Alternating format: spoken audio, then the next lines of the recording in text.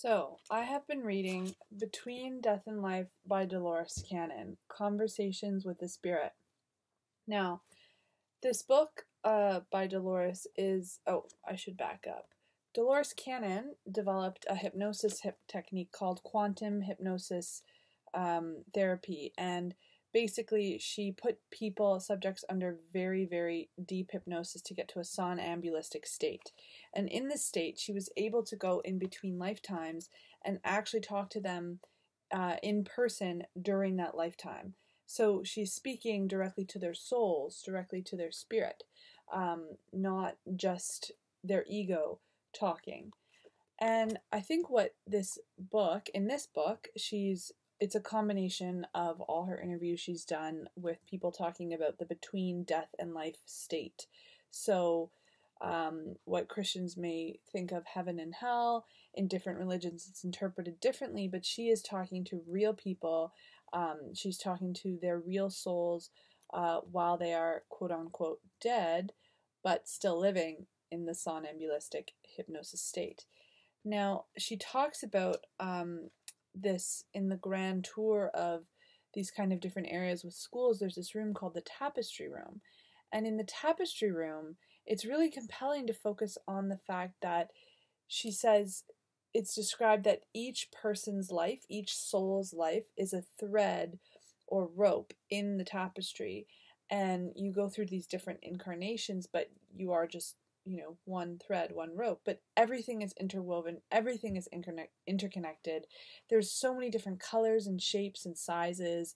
Some of the ropes get larger at the bottom, get bigger. Some ropes that are, big, powerful souls affecting a lot of people.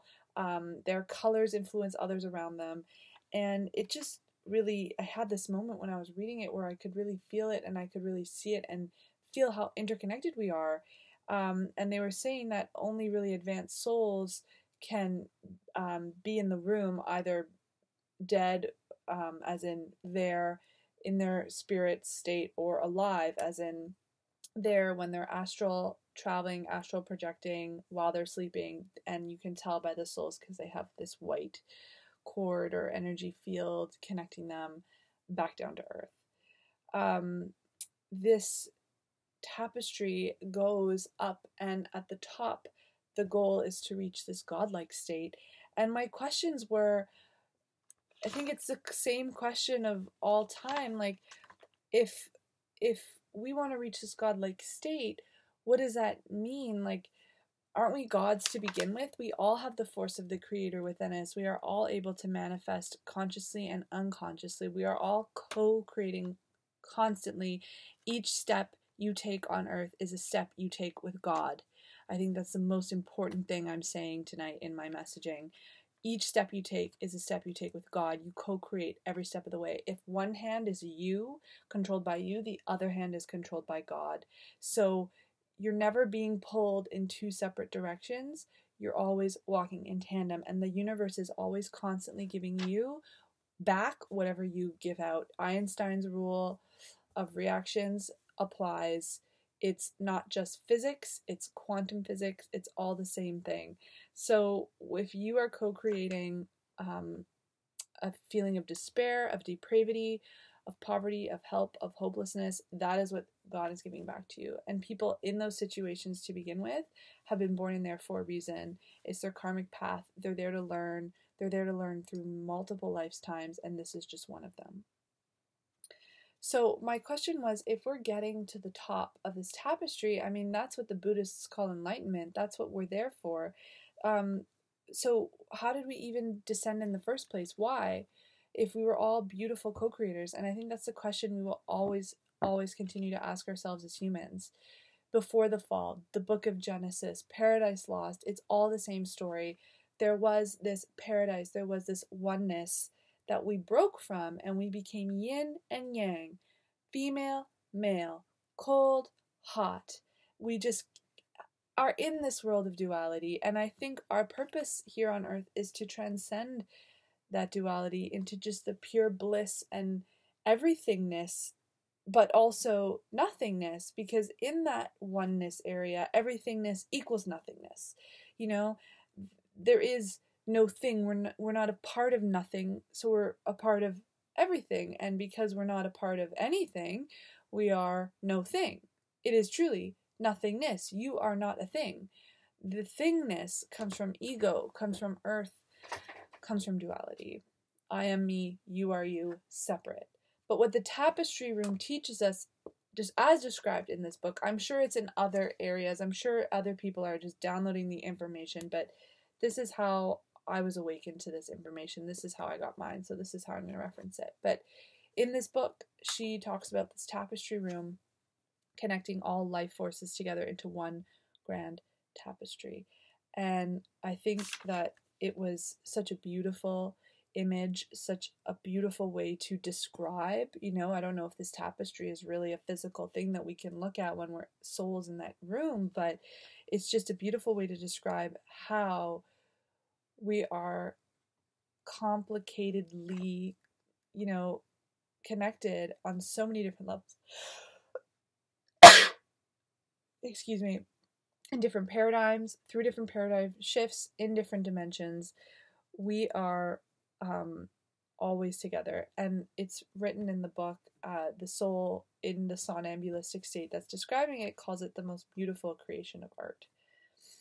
And that also occurred to me that all art, all creative expression by humans on earth is from the same source. It's from God, and we just act as a particular channel that it comes through. It's like your esophagus. We all have an esophagus, but everybody's is a little bit different. And if we're all eating the same food of a peanut butter jelly sandwich, the way I chew it, the way I swallow it, and the way it goes through my esophagus, the way it's shaped is unique to me.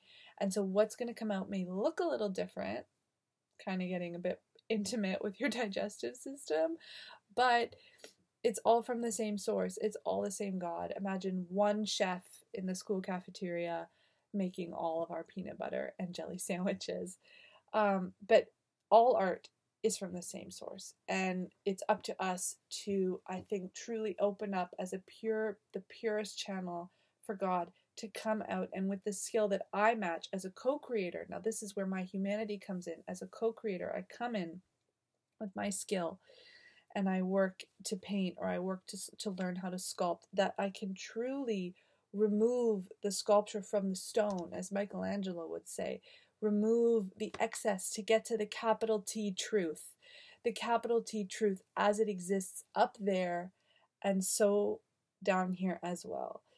And I think that is what art is. It's just an explanation or an exploration of God through our particular understandings.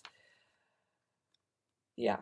So, my conclusion today is just, I imagine my thread, my rope, and I sit there and I think about it, and I think about how it's like a golden pipe, and I feel as though my rope starts small and maybe goes large, and I don't know, I mean, you're not supposed to see too much into your future. Only the truly advanced souls can see what's behind the curtain. And even at that time, unless, you're really ascended master, no, let me rephrase that. Unless it's your true purpose to know, you don't need to know. And I think, so all I can see right now is this golden pipe that just gets bigger and bigger and bigger and affects a lot of people, creating a space, creating a void. So perhaps I think that is my channel.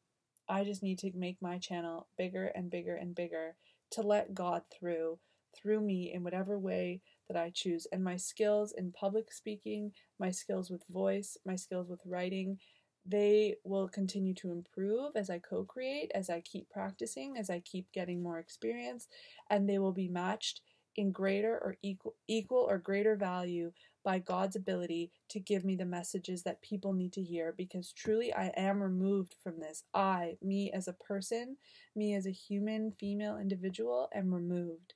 It is just about why I'm here, the reason I'm placed here, to tell the people that are willing to listen to me and that are in my force field what God is trying to say.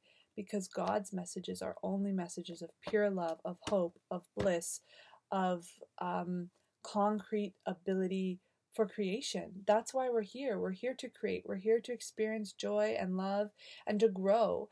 And if people are born into very poor circumstances, they're born there for a reason. And if you're born into very positive circumstances in a white feathered nest, well, then you're there for a reason too, honey. You have to spread that around or just enjoy it. Just learn how to enjoy it. I think that is the point of life, is just to learn and to grow. And this is like Earth School. I think that if you've read more of Dolores Cannon, it gets a little bit more complicated in terms of karma and relationships with soul, families, and people you need to meet and grow and atone for things that you might have done in past lives, or learn something that takes multiple lives to learn. But it's like reading all the books on this shelf. You can't maybe get through them in one evening or 1 month or even a year. There's a lot of books here. But you just read what's in your force field and your vision at that time, and you just take from it what you will at that time, what it's for you at that moment, and just live your life, because the books, the messages just sink into your brain, and that message or that point of that book will come out when it needs to. You are always in the right place at the right time. Live your life with no regrets, because regret is literally lack of God. Regret is regretting what God gave you in the past. And because you are always only in your present and you only have your present to live from, regretting the past is regretting the present, and that's regretting the now. So I don't know why you would do that. I don't know why anyone, even myself, would do this. We need to move forward. We need to be in the now. So live with no regrets and imagine yourself as part of this beautiful tapestry. And I can, as I say this, I can just feel my pipe, my golden pipe, just getting bigger and bigger and bigger to allow more and more and more God and God's message, which is the capital T truth, to come down and descend upon us, upon all of us. So I wish you all a very good day, a very good night, depending on when you're watching this. And just know in your heart that you are loved by me, as in God working through me. This message is just a message of love, and whoever watches it knows that you are loved. Okay, bye.